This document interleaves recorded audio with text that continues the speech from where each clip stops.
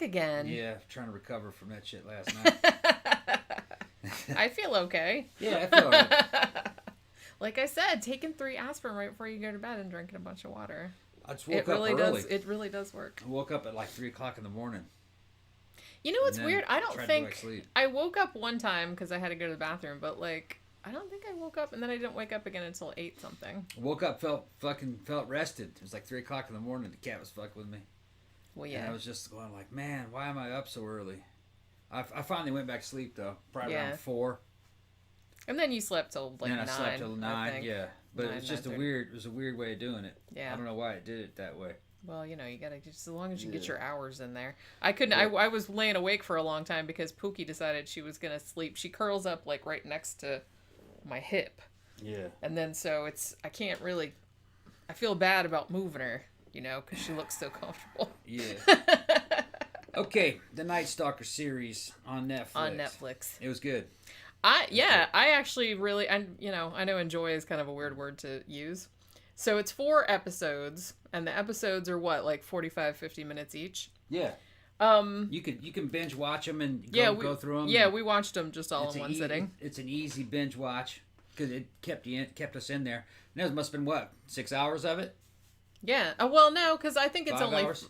I think it's only maybe 4 hours. Was it? Or maybe a little bit less than 4 hours. Seemed to go by fast. It did, and I really have to say, much like the more recent one, they did on the Yorkshire Ripper, I like that they kind of shift focus a little bit, and they don't talk about Ramirez as a person as much. They kind of focus more on the victims, the cops, you know, the media that was covering it, like what was going on in the culture, like the whole cultural kind of context of it. And I think they did that with the Yorkshire Ripper one too, and I kind of like that because I feel like, you know, a lot of true crime series, and I love watching a lot of true crime shit, and, you know, I can't really criticize too much because I read a lot about serial killers and find them fascinating and stuff. But I do kind of feel like a lot of things, you know, you're kind of in danger of glorifying the serial killer, going, look, he's, you know, look how cool and badass this dude is.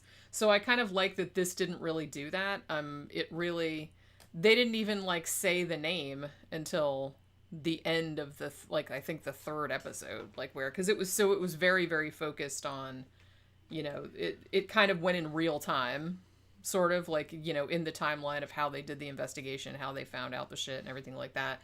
So I feel like, I mean, it was mostly they talked to Frank Salerno, who was one of the investigators on it, who also, because I'm sure we've mentioned him before because he's quite famous in true crime circles because he did the Hillside Strangler case, like, you know, a few years before this. And so he was kind of the old grizzled cop, you know, when the Richard Ramirez shit started happening.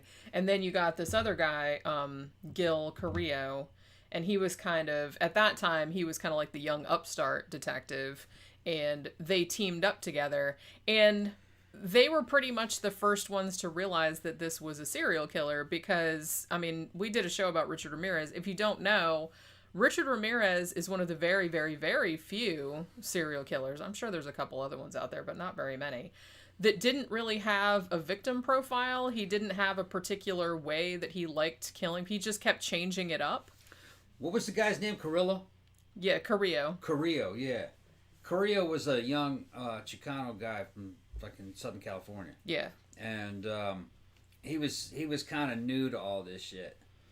And he was the first one to kind of, he had a good hunch. He came forward and he says, they were having these child abductions where these children were getting raped, girls and boys. It was mostly girls, I think. Yeah. And then he was letting them go. And then they were finding houses burglarized with people raped, tortured, killed in it. And Korea was like, this is the same dude. And all the other detectives laughed him off. Except that one senior. Except Frank Salerno. Frank Salerno. He was like, I think you might be right about that. Frank Salerno approached him fucking at the bar. You know, they were drinking and eating, and he was just like, I want you to work with me and shit, you know, fucking. Yeah, and they hooked up. And turned out, that dude was right all along. His instincts were right. That was the same dude. They kept finding the same footprints.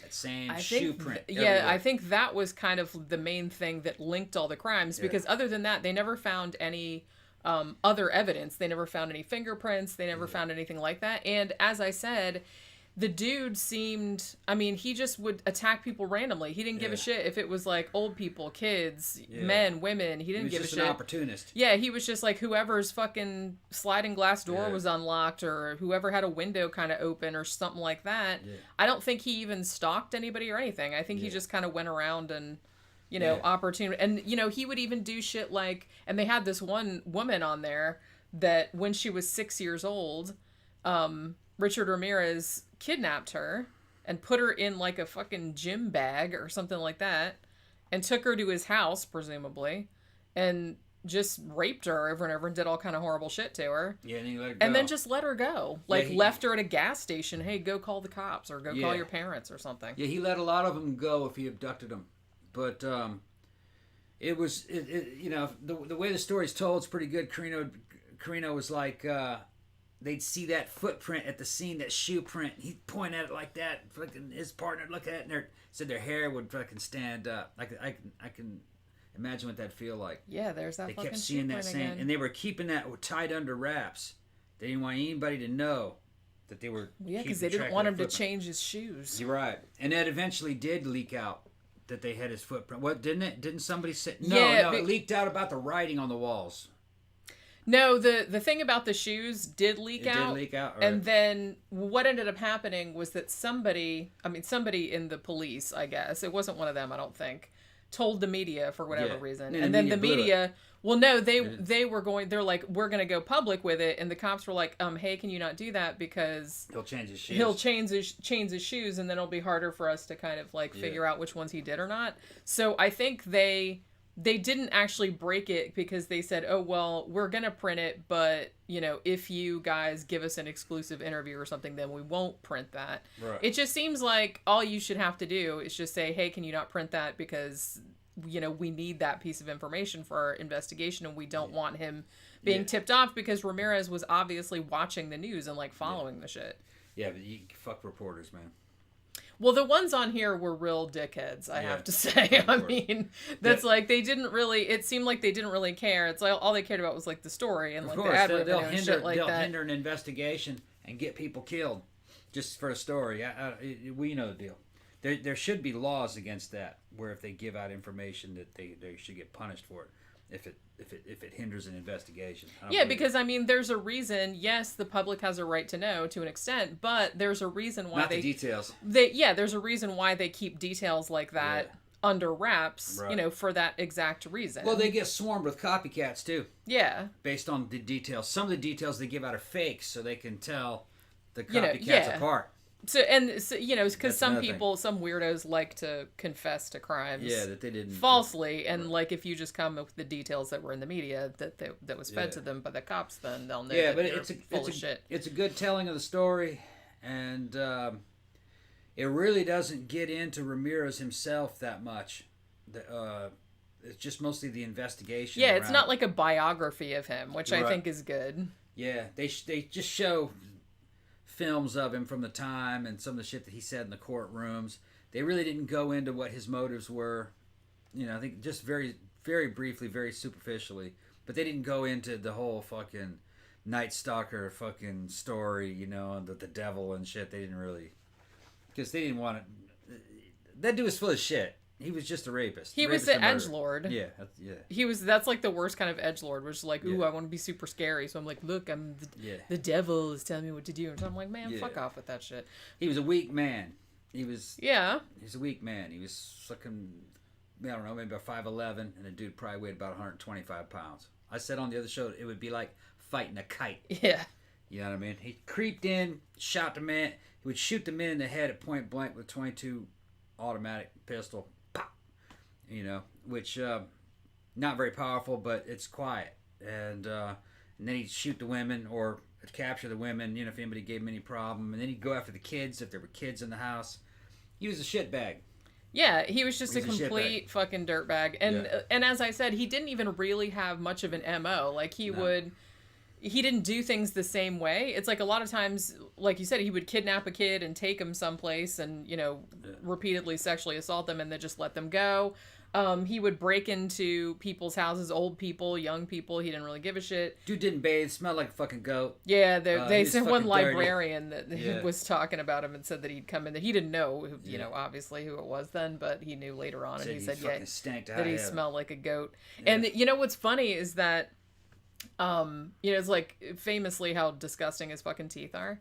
Yeah. So they knew how disgusting his teeth were. So because that was something that a lot of the survivors had said, like he had the grossest ass teeth, like a lot of them were missing.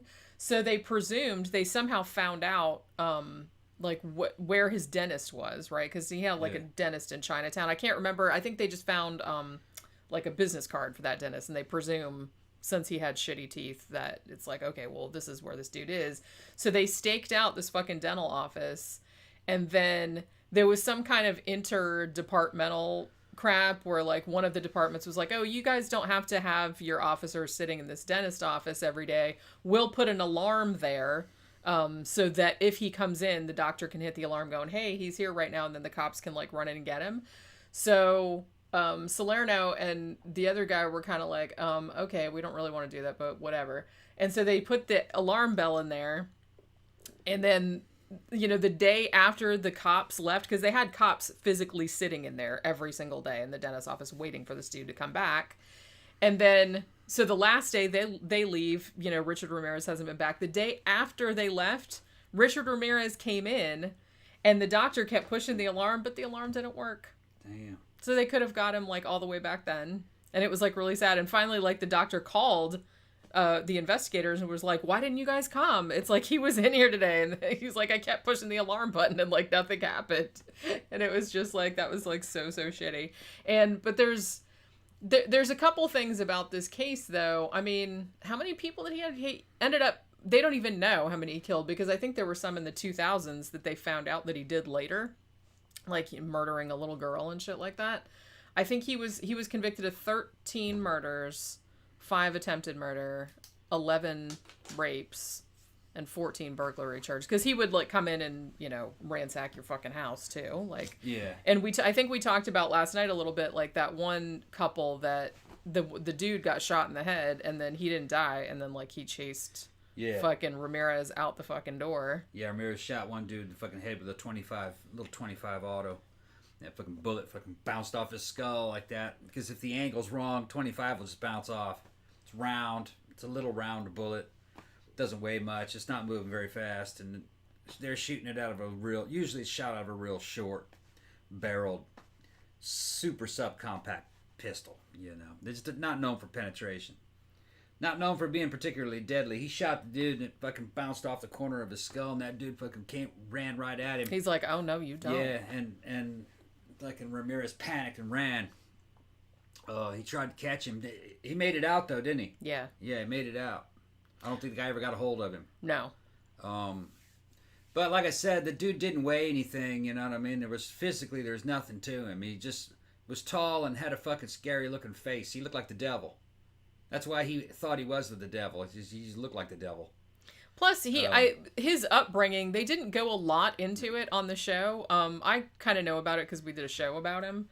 But he had a real fucked up childhood. And like I said, not excusing it, because a lot of people did and they turned out just fine. But he didn't really have a childhood where, I mean, he was just like constantly beaten. His cousin like shot his wife in front of him and was like, hey, look how awesome that is and shit like that. And showed him all the people he killed and beheaded in Vietnam and all this other kind of shit when he was little. So he had a real fucked up, and he just seemed like, even when you see pictures of him, it looks like there's nothing in there. You know what I mean? He just looks like, I think it was partially genetic too. Yeah, I'm sure it was. The shit that he went through as a kid wasn't enough to do that. No, that's what I'm saying. Because, some people, lots of people have fucked up childhoods and don't turn out to be serial, because there has to be something else. There wasn't anything to him, so that's the route that he took, if you ask me. Yeah. He wouldn't have had an identity otherwise. Yeah. Not one that he would have earned. He didn't really have any skills or anything.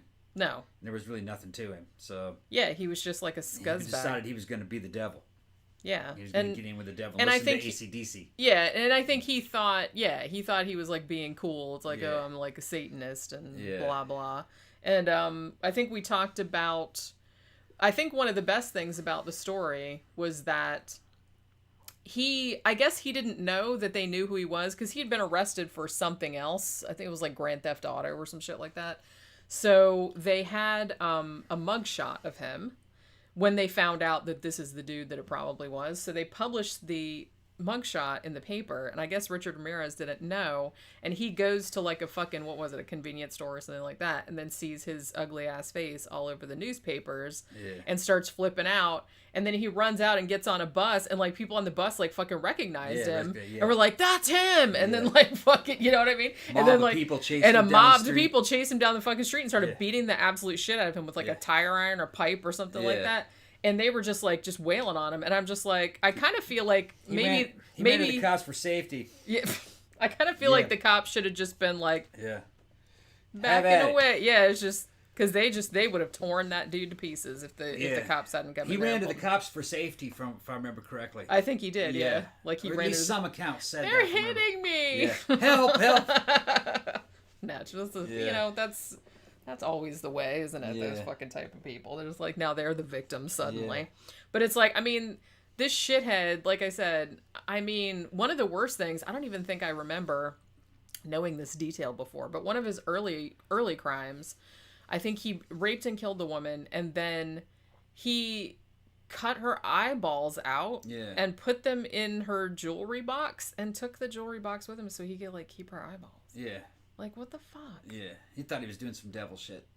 Yeah, it's like, what? I don't know. He's full of shit. He's so gross. And did they ever find out where he lived? Yeah, they had to have, huh? Yeah. Yeah, they found his... Because the witnesses said he lived in filth. Yeah, why? That's not surprising, is it? Yeah, his apartment was just... He looked like he just stunk. I mean... And everybody, and a lot of people said that too. Like I said, that librarian that said that he would come in there, like said he just smelled like a goat. You could smell him from like a long time away. Fucked up rotten ass teeth. And his fucked up rotten ass teeth. Yeah, he had fucking meth mouth big time. Yeah. I don't know what his fucking problem was. But somebody said he only ate junk food. Maybe that's what it was. Yeah. Now, I will say that there are a lot of, this shouldn't be a problem for people that follow true crime, but there are a lot of photographs of the crime scenes in this. Like, not, I don't know. They usually show like kind of partial ones. They don't show like really, really, really, really bad ones, and usually they kind of blur the faces out or like put like a little bit like a black box over the face. You know what I mean? Like just out of respect for the victims, I guess. But some of the crime scene photos are pretty gross and pretty upsetting. So I'm just saying. Like I said, I don't think because I've seen like a few reviews that said, oh man, it's like I really wish they wouldn't have shown some of those pictures because they were like really. I didn't think they were that graphic. I didn't think they were either. Just but you the idea what happened, you know, kind of what the scene looked like. Some of the shit was pretty bloody. You know what I mean? He was bashing people in the head with shit, shooting people in the head. There'd be blood everywhere. But it's not anything our audience couldn't handle. I mean, it's shit, you know. Yeah, I wasn't. It's not that graphic. I mean, obviously I'm bothered by it because it's real people, but I've seen like a lot worse. But I don't, I'm just saying that and I thought it was interesting too that they had a lot of interviews with people, because remember that one couple that she was like sitting on the couch or something and her husband was like in bed or whatever, and she heard somebody like at the window or like opening the window, and then she thought it was her husband and like sat up and was like, hey, whatever the husband's name was, and then I guess whoever was outside like ran away, and then when the cops came they found that same shoe print outside of their fucking window. Yeah. And it's like, it's a good thing that she just sat up and yelled, because that made him run away. He would have busted in and killed him. No, she made the husband go check. Yeah. Yeah, she made the husband go check. He went out there and he fucking ran away. But they got his footprint, proved it. The cop put a damn thing over the footprint. Wasn't it where they put the box over the footprint? Yeah. The same case? Well, the guy, because that house, like the guy that lived there was a cop. Yeah. Okay. And, he was off duty, obviously, but because he was home, he was like sleeping. Yeah. But, so he knew. Yeah. When he saw the shit under the window. Karina shut up and says, oh man, you're lucky this dude get in your house. This is a bad dude. This is a really bad Yeah, because nobody knew who it was. Like I said, it wasn't really common knowledge at the time that this was the same person, like, doing all this stuff, because not only were the crimes, a lot of the crimes, like, vastly different, like, people didn't know, like, all the child abductions and then all the killings and robberies and stuff and rapes were the same person because it was just all these different kind of crimes, but he also committed crimes in a bunch of different areas, like, because he did, like, mostly in and around LA, but then he did some in San Francisco also.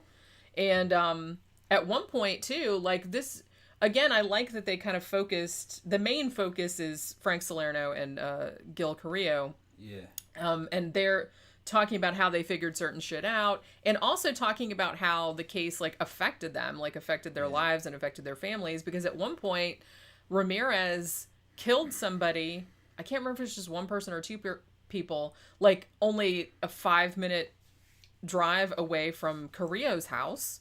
And his wife and kids had to go someplace else. Yeah. You know what I mean? Like, into hiding because they were afraid. They were like, they said it's really, really hard to fathom how terrified everybody was in LA, just because, it wasn't like you say, oh, he only goes after prostitutes or real life. He went after anybody. Yeah. It was anybody, and he could have been anywhere. This would make a really good movie. I'm sure they made movies about this before. They have, yeah. Because the story sounds like a movie script. And you could write it around Carrillo. His name Carrillo, right? Carrillo, yeah. Write it around Carrillo as the young cop who kind of gets in with Salerno, you know what I mean? Fucking, and he's on this big case and trying to solve it, and he's stressing out because his family's at home. He can't watch his family. He's chasing the fucking Night Stalker, and and his family's in the Night Stalker's territory. And so he's getting all these sleepless nights, big case, and finally cracks the case. It's just it's a good story. And the way that they, make really good movies with this. The way they kind of solved it. I think I'm pretty sure they made a movie called Night Stalker. What was it? 2012, I want to say. But I haven't seen it. Yeah. I feel like David Fincher needs to make this. You know what I mean? It almost sounds like fiction, but it isn't. Yeah. You know what I mean? I mean, you could tell the plot accurately, and it would seem like a cop movie. Yeah. You know what I mean? Yeah. But that's how it really happened. But and here's something else, people, is you got to understand that a case like this is a once in a lifetime case for a cop. Most cops don't get a case like this. It's once in a lifetime. Salerno had 2. He had 2 in a lifetime. Yeah, because he did Hillside Strangler as well. Right, but for the average detective, they don't get it. This is like once in a lifetime case. So thankfully. So getting on the case though is a huge it's like a huge boost into your fucking reputation if you solve it, if you're on the case, if you cracked it. Yeah. Because your career fucking would blow up. Yeah. And because everybody was good story. Everybody was just so fucking relieved to get this. Yeah. Jackwagon off the fucking street. Even though they didn't catch him, but they did catch him in a certain way because they figured out who he was. Well, they figured out who he was. And putting his face in the paper got him caught. Yeah, because and the kind of the fucking neighborhood got credit for the arrest. For the actual arrest. Because immediately they said they had huge parties afterwards and. When they were taking... because everyone was so relieved. They were fucking terrified of this dude. Because they didn't know who he was. They didn't know what he looked like. There were a couple of drawings of him. But it's like you never knew where he was going to turn up. It's like, you know what I mean? Fucking terrifying. Yeah, it was kind of like a scene where the fucking local community and the cops were bonding over the catching the dude together. It was kind of like the end of Return of the Jedi with the fucking nub. Nub. Get in, nub. That's what they were doing. That was a weird association. I get what you're saying. You know what I'm talking about? The second Death Star is destroyed. Nub. Get in, nub. Yeah, we got Richard Ramirez. Fireworks and shit. That's so fucking funny. But yeah. So yeah, if you're really into true crime, you really gotta watch this. I mean, it's just, there was I knew a lot about the case, but I'm really, really glad that they kind of went a lot more into victims, people that, people that survived, people that kind of had close calls, and, talked about the cops and how it affected the cops and how it affected the community. I kind of the only thing I wish they would have gone a little bit more into, just the fucking, God, that interdepartmental kind of shit where it's like, oh, they don't want to share information with the other police departments and all this other kind of crap. Because I feel like that's a big thing that happens in a lot of these big cases, you know, especially serial killers that kill in different jurisdictions.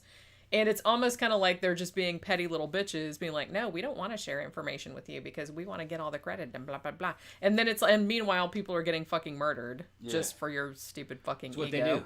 You know what I mean? So I was just like, I really wish they'd gone a little bit more into that. But like I said, the focus of it was really on the cops and the investigation and, you know, the shit about the shoe print and the shit about the dentist's office and all that kind of stuff. So, which I really find interesting. I like all that kind of forensic investigation stuff. And I'm glad that they kind of downplayed. Although we did talk about on the show a little bit last night that after he got caught, and of course he turned the courtroom into like, look how awesome I am. I'm like a fucking rock star. And then like all these, he would have like fucking groupies and stuff like turning up in the fucking courtroom with all the fucking victims' families there and shit like that. And like this woman, you know, her grandma got killed for fuck's sake. And, so she's like, I had to leave the courtroom for a little while. And she's like, and I go out there and sit on the bench. And there's like a dude sitting next to me that had like a pentagram on his, like he was one of his fanboys, and she was just like, fuck me. And it was like really horrible. Yeah. And then afterward, like all those fucking women that sent like just way too many women like sending him nude selfies and naked pictures of themselves. Didn't he end up marrying one of those fucking groupies or some shit like that? Wonder if he got him some new teeth when he was in prison. I hope not. I don't think taxpayers should pay for that shit. You could pull all his teeth out and give him dentures. Yeah, that'd probably be the only thing to do, because the ones he had left were just so fucking nasty. Yeah, he probably lost all those teeth. He's just a disgusting, disgusting motherfucker. Yeah. But yeah, all right. Going to prison is probably the cleanest he ever was. Well, yeah. Now that you put it that way, it's probably like a big move up. Because I feel like the other prisoners aren't going to let you walk around smelling like ass crack all fucking day long. They probably would have kept him in some kind of a maximum security cell where he couldn't interact with other people too much. Yeah. That's probably what they would have done. I don't know if they would have him in general population. You have to go back and check. No, because they said that they put him in a special cell. Well, that was at the central lockup. Yeah. They had him in the same cell where they had Bianchi. Yeah. And he was... The Hillside Strangler. And he was like, ooh, it's the famous dude's cell. Yeah. I'm a big fan of his work. Yeah. Fucking serial killers, man. That's the fucking grossest. Yeah, and like, Sess was like, how does a rotten tooth stinking serial killer get a bunch of groupies? See, that's what I'd like to know. The fuck's the matter with you ladies? And I was watching like another review of this, and somebody had, I don't think this was in the documentary, but there was actually a clip from his trial, and there was this goth chick who kind of looked like what's her face, Winona Ryder from Beetlejuice or whatever, and she had come to see him, and she had written him letters and all this other kind of stuff, and the reporter was like, you know, he's like a serial killer and has killed like a whole bunch of people, and she's just like, yeah, and I was just like, oh my god, you need to be punched. Yeah. All those women need to be punched. I don't get it, but yeah. So so it's good if you're into true crime. If you want to know more about the Night Stalker, you want to know more about the investigation, because like I said, it's more about that than about him, which I liked. Then it's on Netflix. It's 3.5, 4 hours time commitment, and it's worth it. Is that all we have to say about it? All right. So we will be back again tomorrow talking about another movie. I got a new one I gotta watch tonight, and I have another one that I watched the other day that I will probably review on Tuesday. So we will talk to you guys again tomorrow. Have a good rest of your weekend.